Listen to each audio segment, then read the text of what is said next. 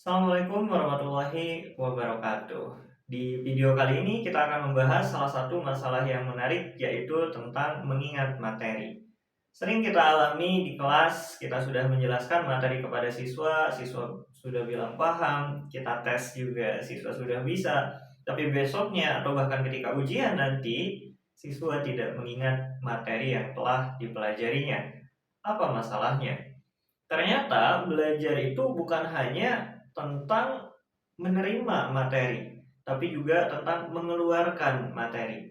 Dalam studi yang dilakukan oleh Kerpik dan Rodiger tahun 2008 disampaikan bahwa untuk hal mengingat, mengeluarkan informasi itu jauh lebih baik daripada menerima informasi.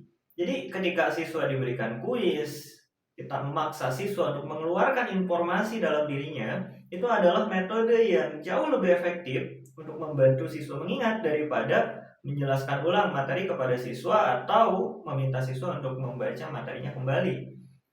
Jadi informasi itu akan jauh lebih diingat bukan dengan menerima informasi itu berulang-ulang, tapi justru dengan mengeluarkan informasi itu berulang-ulang.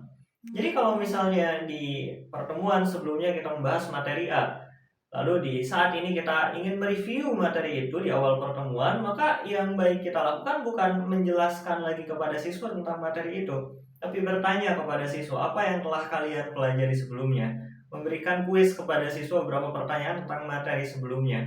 Pun kalau misalnya kita ingin mereview materi di akhir pertemuan, itu bukan dengan menyampaikan kembali materi yang telah kita ajarkan, tapi dengan meminta siswa untuk menyampaikan apa yang telah dia pelajari. Kita bertanya kepada siswa apa yang ia ketahui sekarang, apa informasi baru yang ia peroleh dari pembelajaran ini.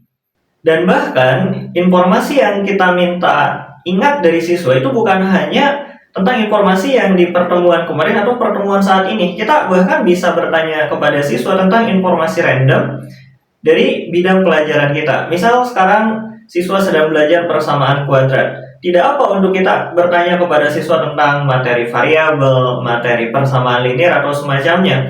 Jadi kita paksa untuk siswa mengingat informasi yang jauh sudah siswa pelajari sejak lama supaya informasi yang lama itu teringat kembali. Jadi untuk hal mengingat ada dua langkahnya. Yang pertama adalah lebih banyak mengeluarkan informasi itu dari siswa, bukan dengan membuat siswa menerima informasi itu berkali-kali. Dan yang kedua, ditambah spacing waktu. Jadi kalau misalnya materi yang dipelajari sekarang, mungkin kita bisa minta siswa untuk mengeluarkan informasi kembali di 2 minggu kemudian, 2 bulan kemudian, atau bahkan 2 tahun kemudian. Dengan dua hal ini, siswa akan dapat mengingat materinya secara jangka panjang. Semoga bermanfaat.